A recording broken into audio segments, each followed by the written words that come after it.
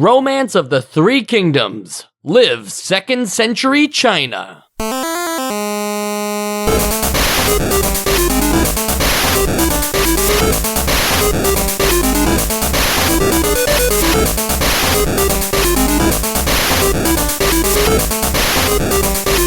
And welcome to Nostalgia, a chronological exploration of every NES game released in North America. I'm Mike. And I'm Sean. And that's it. But that's okay, because there's a lot of, I think last week we had just a you and me, Sean, and now we're having it again, but it's fine because this game is also kind of like a double. It's really just Nobunaga's ambition, but in China. Yeah, and I mean, if you think about like how many people are in a place, whether it's recording a podcast or fighting a war, like if you wanted the more the merrier, this would be the game to play. I appreciate any kind of positive outlook on that kind of situation. I'm glad to be here. Yeah, glad to be here with you, Sean, and we're going to have a good time because if you recall, Joe also, another similarity here, was not on the Nobunaga's Ambition episode, so it makes sense that he couldn't possibly join us for the Romance of the Three Kingdoms episode. If you haven't played the prerequisite, you can't move up to the 201 class. That's true. You need to know who Nobunaga is, what his ambitions were, to know anything about Three Kingdoms of Romance. Right. And so this is a top-down political map strategy game where the player... War game thing? Yeah. The player controls provinces and their natural resources, managing armies and their generals, conducting plots and schemes. I'm using the manual here, but I think that sounds pretty exciting. Conducting plots and schemes between the player and other rival kingdoms. The game's main objective, no matter which time period you choose to play in, is to become the supreme ruler of the remnants of the falling Han dynasty. Now, sometimes the main objective in a game is save the girl. Sometimes it's save the world. Become the supreme ruler of the remnants of the falling Han dynasty. It just doesn't have the same ring to it for me. Is that a clear enough objective for you, Sean? I think like if you boil it down to what seems more ambitious, I think becoming the supreme ruler of the fallen Han dynasty is like it sounds a lot more fun than just like saving a girl or saving a kingdom, There's a lot more meat to it.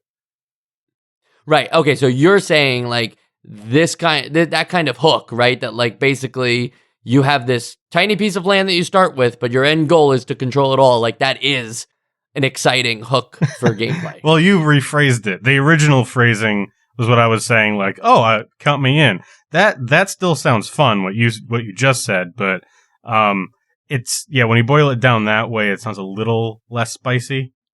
Right, okay, right. And that's because, I think for a lot of people who listened to the Nobunaga's Ambition episode, which was, I believe, almost 2 hours long, if not longer, you don't want to hear us say all the same stuff again. It's the same team making pretty much the same game, or at the very least, using the same systems.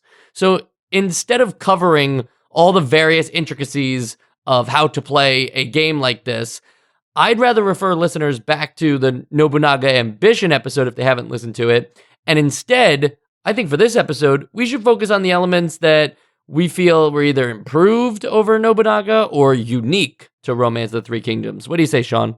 Let's do that. Okay. And I think we already agreed on that beforehand, but now the listeners have to agree because we've agreed to it. So it's like a binding contract. If you continue to listen, you have agreed to this. Right. The reason why I don't want to get into the various intricacies of how to play this game, though, is because if you look on game FAQs or if you look on just, strategy wiki, or I'm thinking of like other things that people look at for like, how do I start playing this kind of game? There is a shockingly low amount of content for this particular Romance of the Three Kingdoms. This is a franchise that has been iterated on many, many times. Like 14?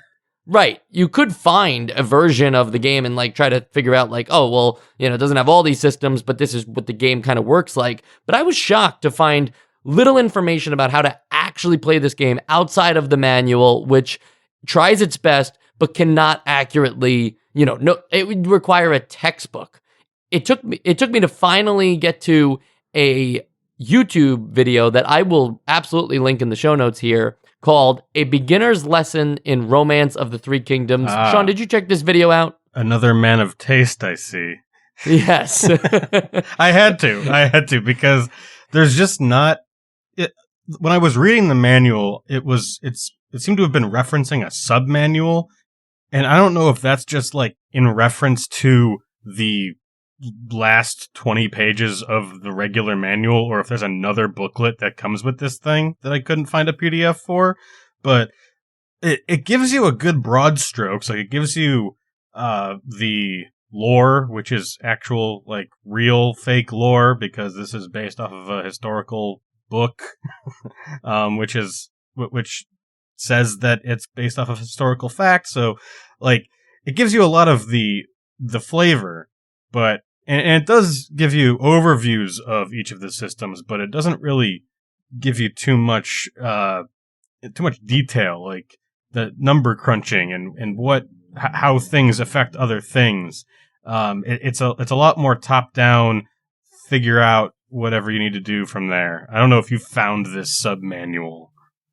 I did not find the sub-manual, and even just looking at, complete in-box listings on eBay, it doesn't seem like something that many people either saved or received. So I do wonder if this was like a separate purchase or something, or you had to mail in for it, because most of the official packaging of the game is the cardboard box, the manual, the cartridge, and a poster, a giant oversized poster. Maybe they're just referencing itself. Like, maybe it is just talking about the book you're currently reading. Which is great, right? Who doesn't like this is like, what is that? The House of Leaves? What's that book? Yeah, House of Leaves, where it's like the story's folding in on itself. Not like that. More like a repair manual. Like, you will find this in Appendix B. That's neither here nor there, though. It's very complex, and there's not a lot of explanation.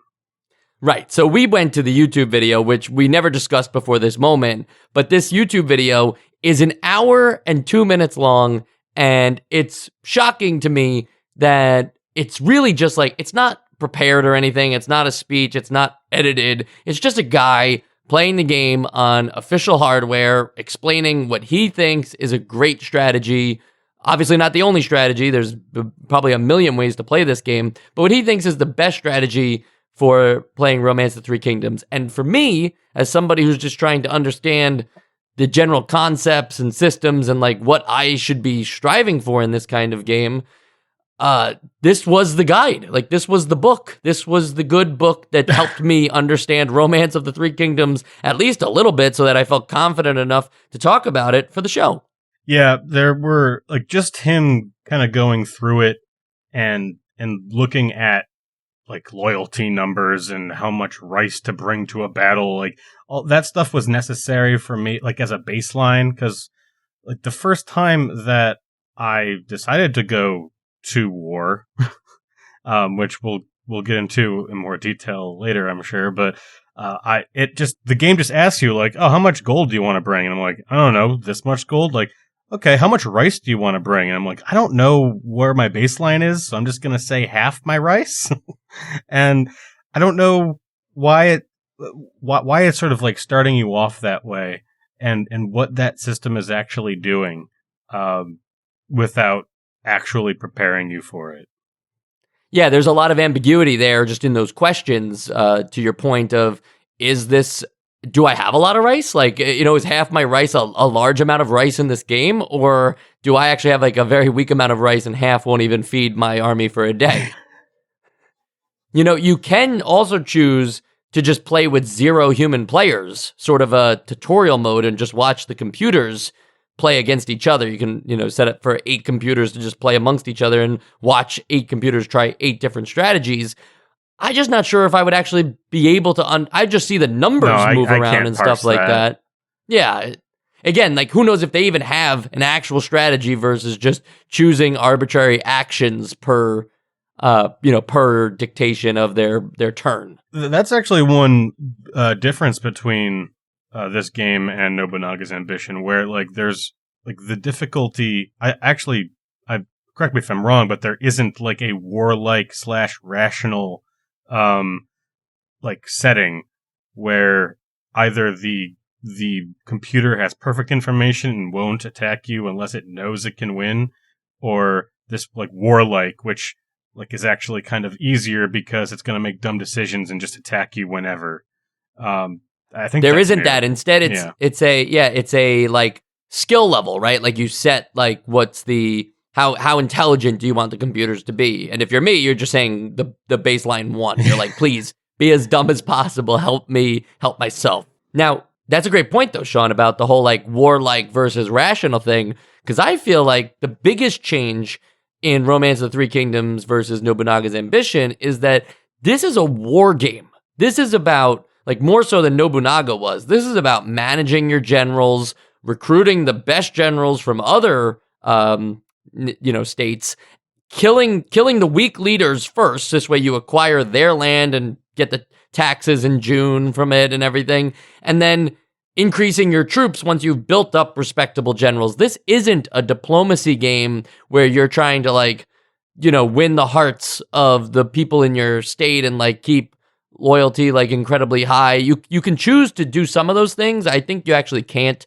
choose to set like tax rates and stuff like that. But ultimately, this is a game where the idea is to conquer everything and not like, I'm thinking about like in Civilization, how there's like 6 paths to victory. It's just domination. Here, yeah, this is domination, and which makes sense for the time period, right? Yeah, I mean, it makes sense like thematically and with the rest of the, like, so when you say there's not as much of a focus on diplomacy, like that's still there, but it's really more so like you're trying to woo more generals. Like you're going to give a general a horse to join your army, or you're going to give a general a bunch of rice or something. Like that's the diplomacy, to try and keep your lieutenants happy.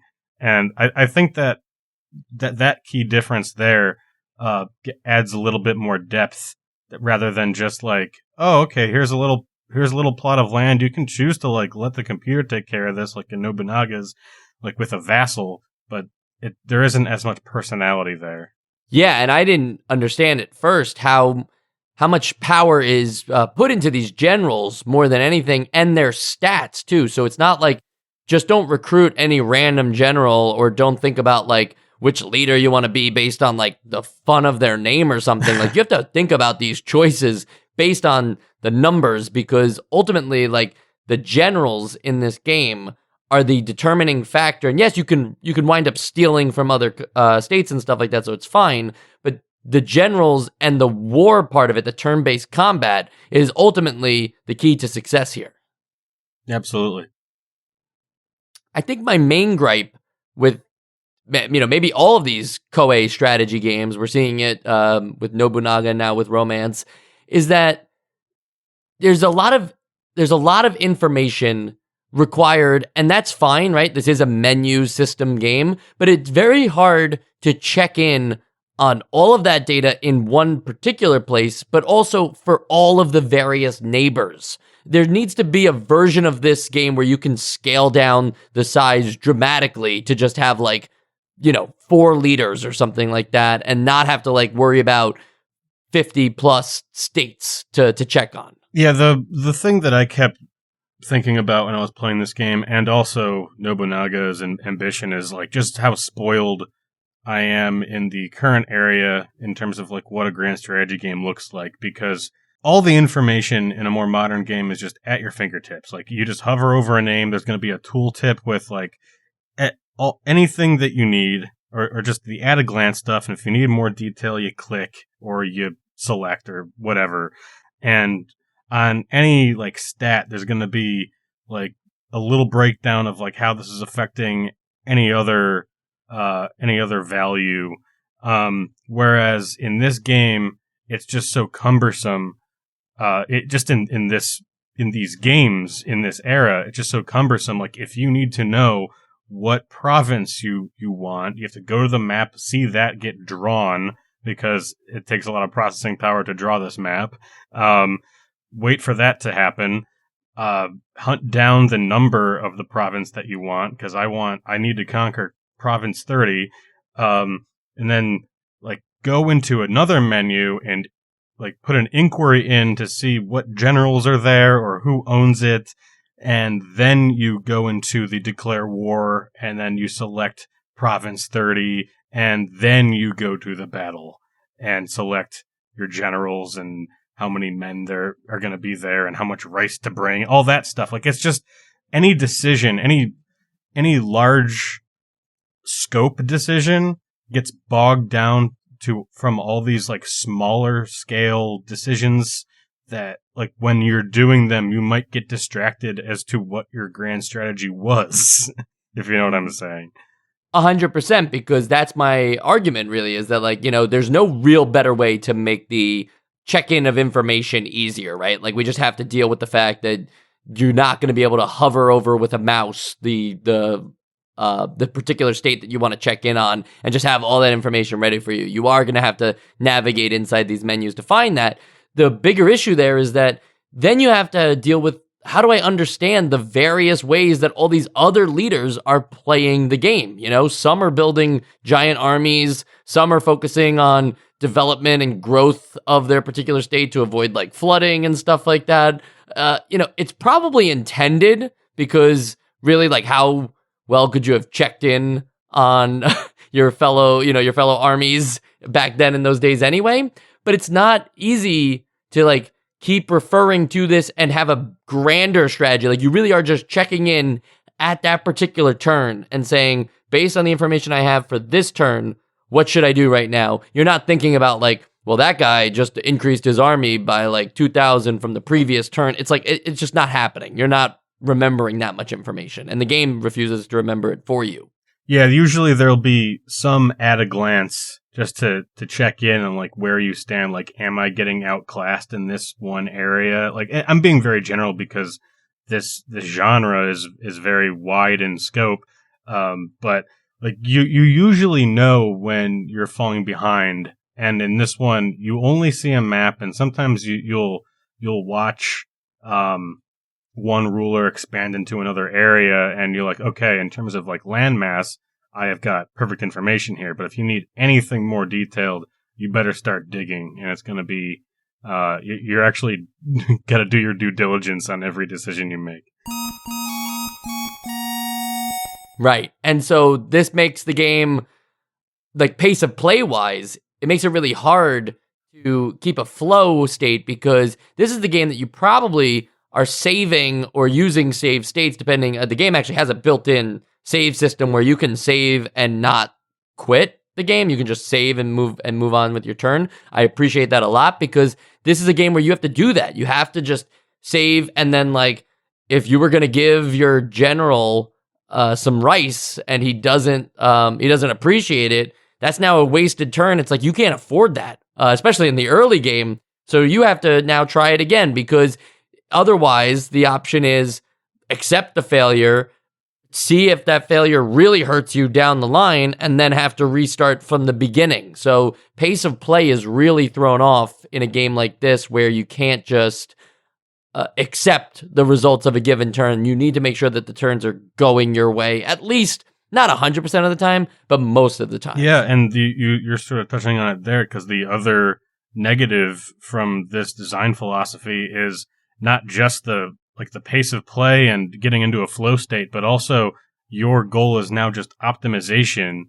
And like, while that is like, everyone's going to try and do their best, like trying to figure out the most optimal way to play makes it so that you're going to end up kind of playing the same game every time you start up a campaign here. Like, and I think it's just this one example, but this video that we both watched starts with 15 minutes of a guy restarting the game over and over because he's not getting the first result that he wants. He wants to recruit Lu Bu. And it's just like, oh, that's not what I want. Oh, this game, you need this general to really do well in this game. Like, that's not what I want.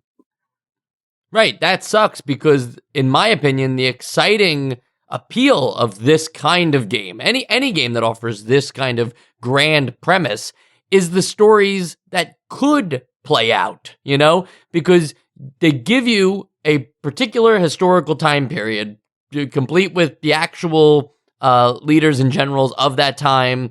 And so there's a chance for both, somewhat historical events, but also the chance to rewrite history. And so if you just continue to play one particular thing of, well, every move 1 is about recruiting this general, and then every move 2 is about going to war with the weakest state that's next to me. If you just keep doing that over and over again, that loses all the excitement of what we see nowadays in Crusader Kings and all those other Paradox Grand Strategy games, where you're sort of just sharing online the weird shit that happened to you in your particular game that everybody might say, like, that's never happened to me before. That's interesting. Yeah, exactly. That's maybe that's not how these games started off. It was all about, like, how can you just do the best. But even when your goal is to not see new things, but to just, like, be the best war gamer possible,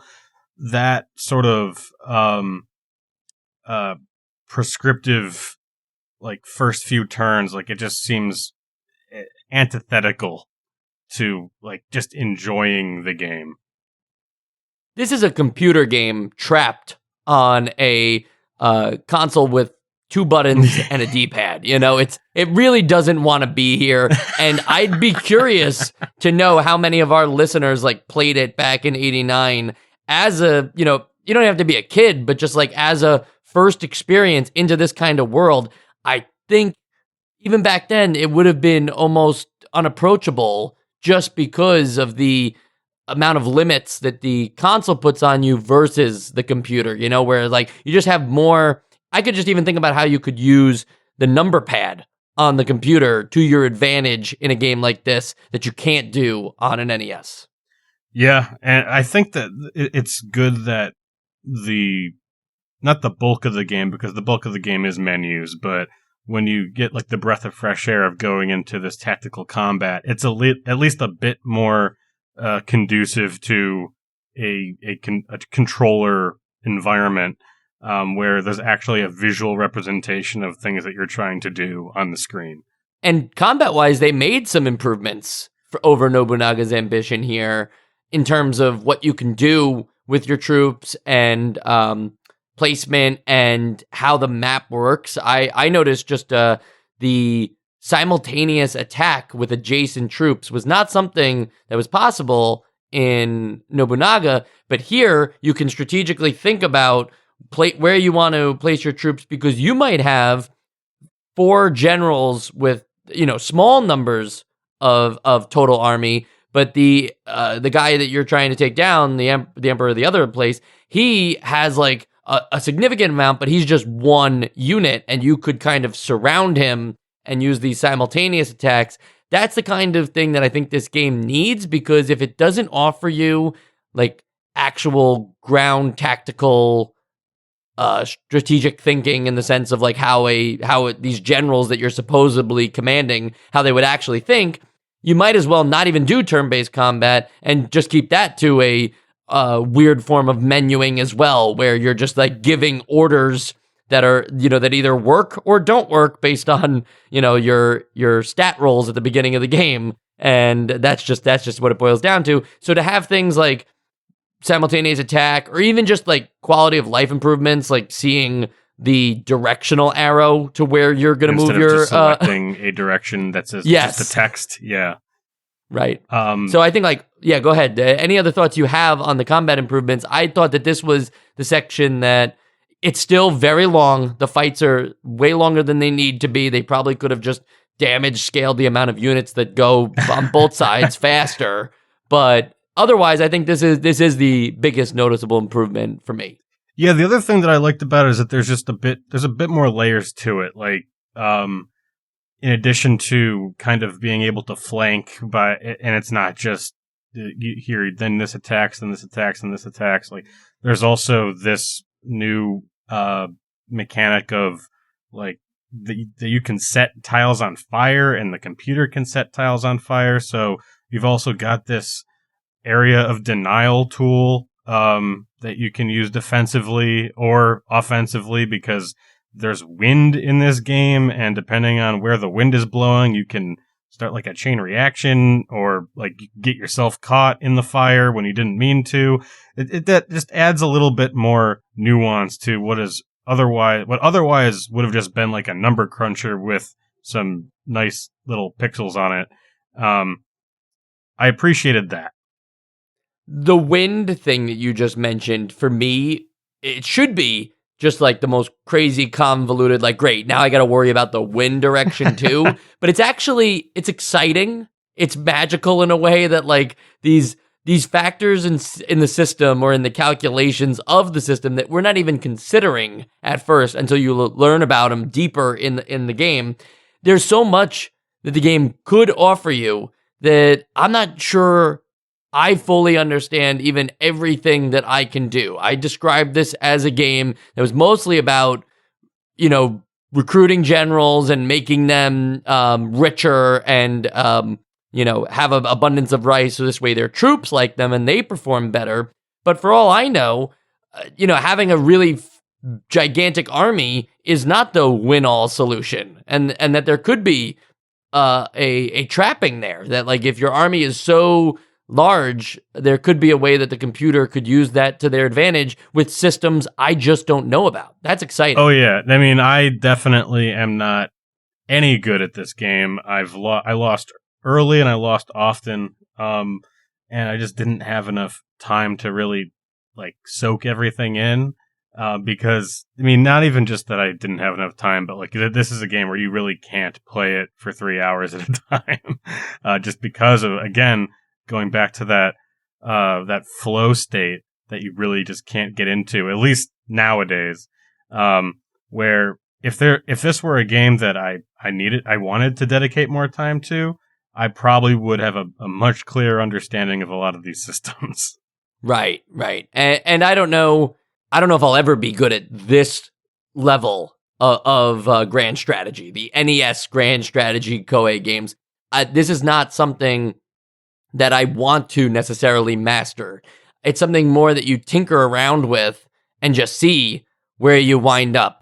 Because I don't know how long it takes to even beat the game, to be honest. We watched an hour-long, beginner's guide, and the guy barely got anywhere, He got to his second land combat in an hour. So I imagine a game like this takes 20-plus hours to fully get through, and I don't have enough confidence in myself to last 20 hours in this game before like some crushing defeat because of that one resource I wasn't considering well enough. All of a sudden, sorry, your army's too large and you just don't produce that kind of rice. Or sorry, one of your generals turned out to be unfaithful and he took all of your troops with him. It's like, there's so many chance things that could happen that the game wants to happen. That's exciting because it can happen both to you and to the computers.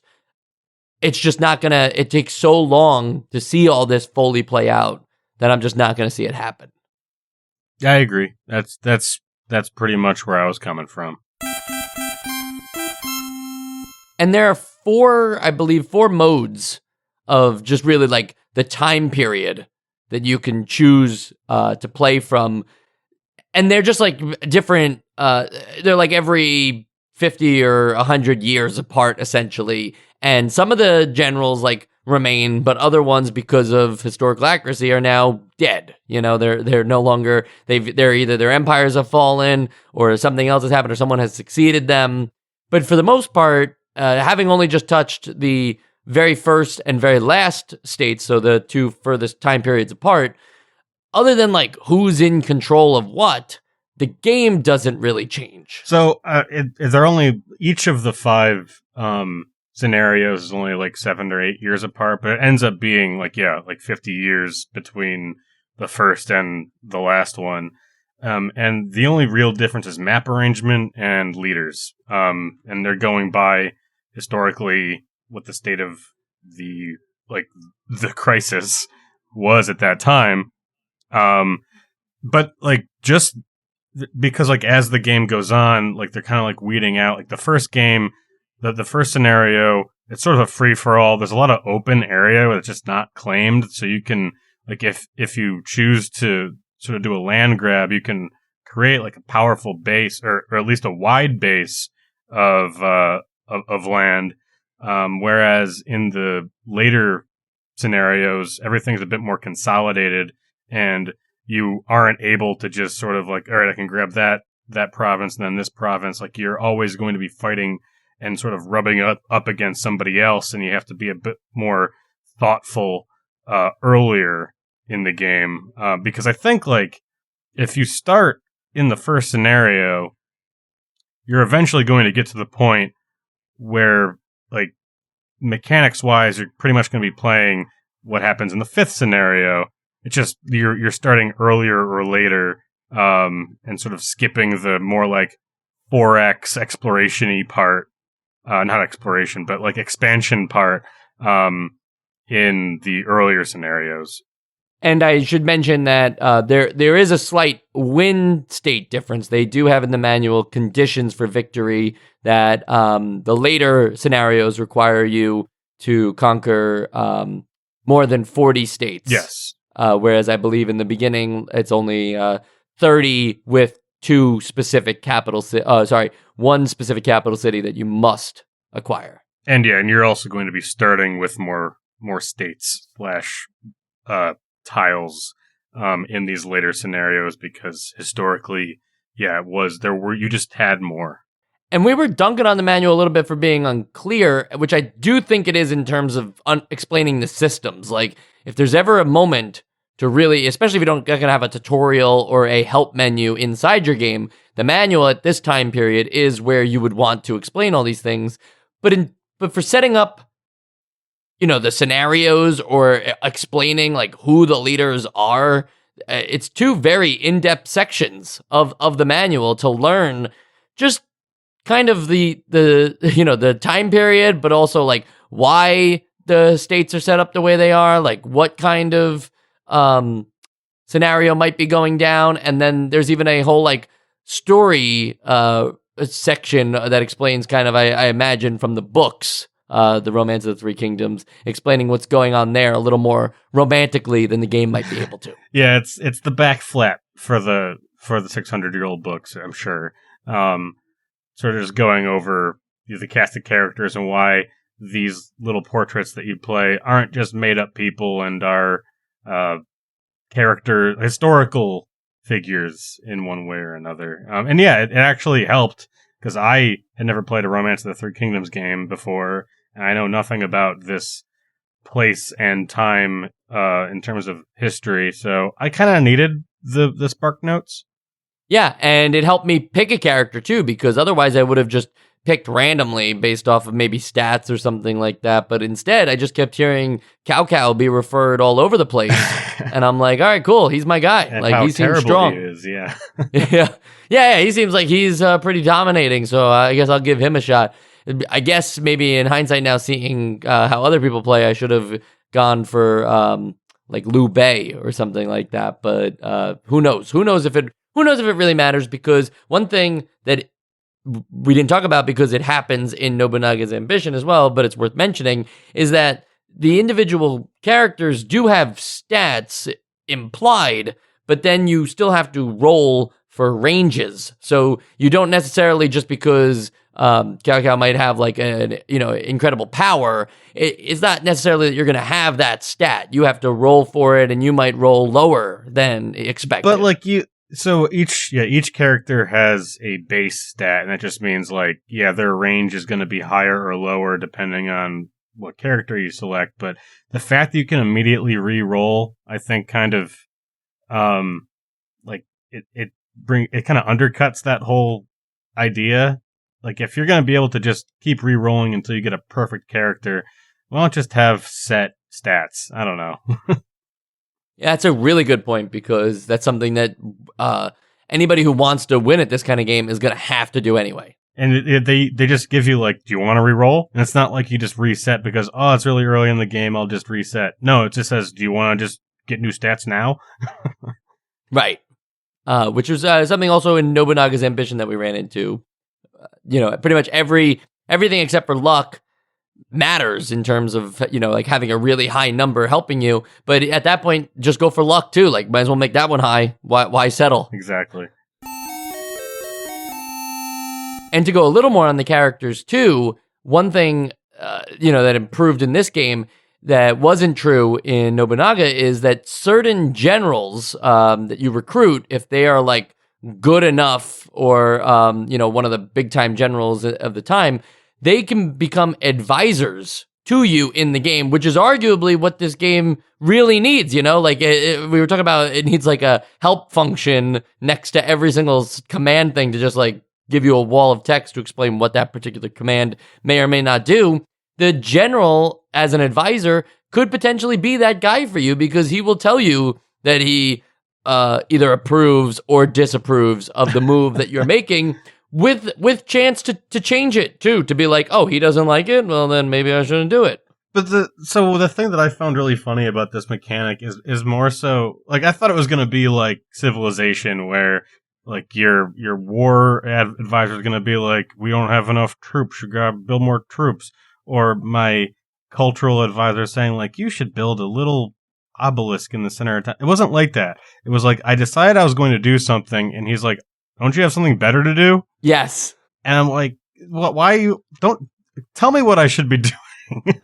Don't just get snarky with me, computer advisor guy. So maybe it's just because I had a bad advisor, but yeah. Yeah, if anything, now is the time for more menu fiddling, right? Like, just let me keep trying to see what will please my general. It's like, I am the leader. I'm Cao Cao. I'm supposed to be like, no, this is what we're doing. Deal with it. However, I listened to my advisor every step of the way when I could. I mean, there's no reason not to. And Cao Cao, I think, actually starts with an advisor, if I recall correctly. I don't remember which scenario that was. I was Cao Cao. On the sequels and spin-off side, Sean, we will be playing Romance of the Three Kingdoms 2 on the NES. Just 2? Yeah, maybe they should have called it Romance of the Two Kingdoms at that point. Like, got controversial, and, like, that would be maybe we'd be counting down Romance of the Kingdom after that. But no, we will be playing Romance of the Three Kingdoms 2.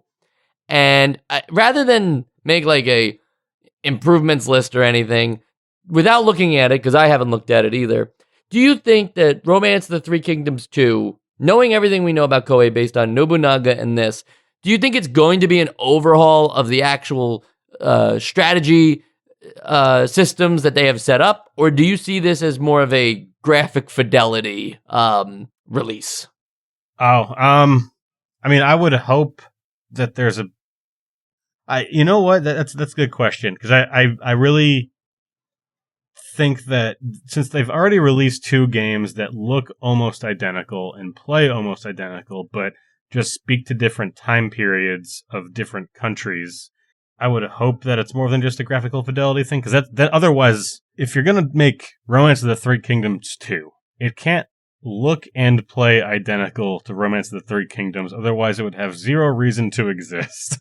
So I guess at minimum it's going to be a graphical overhaul, but I also hope they maybe streamline some mechanics, or just make them they don't even have to streamline it, just make it more legible. Yeah, if anything, I'd like to see, I guess like they might have thought they did it here, but I'd just like to see a basic mode. Maybe a mode where you're just in turn-based combat the whole time, and that's what it is. It's just it's now a turn-based combat war game where you're just learning that particular part of the systems and having a good time conquering all the other states that way. Obviously, that's not what's going to happen. This is going to be a grand strategy game. But even just anything that helps teach the systems better, that isn't just the manual, obviously, because we're playing these games. Right, we need it in-game, because I can look up, this YouTube video again and figure out how to play things. So I needed improvements in the actual game. Quality of life improvements, please. Now, there's an impossible amount of sequels for Romance of the Three Kingdoms that just continue to name themselves in numbering. I'm not going to say that we're going to play Romance of the Three Kingdoms 3, 4, 5, 6, because we're probably not going to get to them. But it was worth calling out that Romance of the Three Kingdoms 11, which was released in 2006, seems to be, as far as like internet, culture goes, that's the one that like was the peak. That was the best version of that, and it was it was released. Yeah, no, it wasn't. It really wasn't. And it actually doesn't like look graphically that great. But I don't need the graphics to be good. I'm hoping that Three Kingdoms 11 is so well regarded because it enhanced all the systems to be more approachable. Now you can play that on the Wii, the PlayStation 2, or the PC, and that's got to be the weirdest amount of consoles I've ever listed off because none of them even come from like the same time period. Because the PC one. Apparently just like was just released in like 2018 or something like that, wow. Or like a remaster. Okay, yeah, of that it. is So, a motley crew there. Yeah, so you've got the PlayStation 2, the Wii, the following generation, and then I mean, like maybe the Wii port's where it's at. You just the pointer, having a little fun with with the pointer, or maybe there's motion controls. Hey, swing the sword. You get to harvest your own rice. You get to harvest your own rice in Romance of Three Kingdoms 11, maybe. But one thing I can guarantee is that you, Sean, get to vote on whether Romance of the Three Kingdoms is an essential game on the Essential Games list. Sean, what's your vote? I cannot get the modern blueprint of this genre out of my head. And this is so far the only genre that this is a problem for. I don't know why. Maybe it's still because I'm still wrapping my head around, even after 2 games, how these games are on the NES.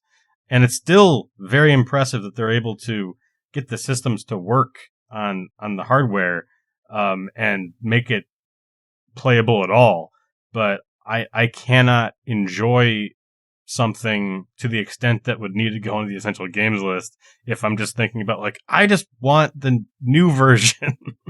So no. And if they're going to keep doing this, if they're going to just say all right, it's our grand strategy systems game, but now it's in Mongolia, and now it's in India, and now it's Great Britain. If they're just going to keep doing that, what it comes down to then, I suppose, is just what are your interests? What cultures are you interested in? And for me, Nobunaga's Ambition had a little more appeal on the whole, I definitely care more, or know more. I shouldn't say care more. I know more about Japanese history. And so I guess I was a little more invested, whereas, reading the manual was really my first insight into the Han Dynasty since high school. It wasn't something I was thinking about or caring about it before this. So my investment in Romance of Three Kingdoms probably not as strong as Nobunaga. Now, which one's the better game?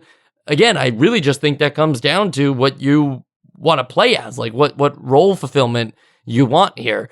Neither one is worthy of the Essential Games list as we know it, but what if Koei's not going to change anything? I don't think my verdict is going to change on any of their future games either. So hopefully by the time we get to, I think the next release from them in terms of these grand strategy games is Genghis Khan. So we will see if they turn that one around, because clearly if this one's focus was about war, the Genghis Khan game has to be an all-out, brawl, right? Yeah. Next week, we will be playing Stealth ATF. It's a just in time, I suppose. I mean, not really, but it's the summer and everything. And so we, summer blockbusters and Top Gun Mavericks having a moment and probably still out in theaters by this point.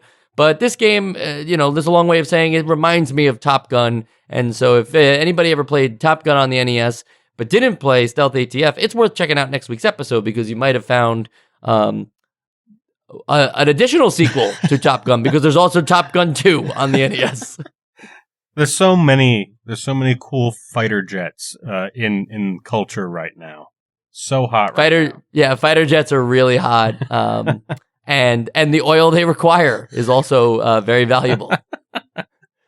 Now, in terms of Nostalgia Bites, that other thing we do on our Patreon, patreon.com/nostalgia, that is, right now we're gearing up for Tower of Druaga, and after that, a game called Battle City. So if you've said, hey, I don't know anything about either of those, I'm not even going to pitch them to you here. I'm going to pitch to you the show. It's a show where we play the Famicom games, and that's why you haven't heard of them. But don't worry, no Japanese required. You can play with us because, Sean, do you know Japanese? Sakurai. There you go, Sakurai. I was going to say, Omaewa-san Shinderu, which I believe means you are already dead. If that ever appeared in an NES game, I would know, and I would be a little afraid. But this isn't a Godzilla Monsters of Monsters creepypasta. This is nostalgia, and we will see you next week for some Stealth ATF. And if you join our Patreon, you don't have to wait till next week. You got a whole bunch of Nostalgia Bites episodes to listen to and a Discord to join where you can chat with us right now.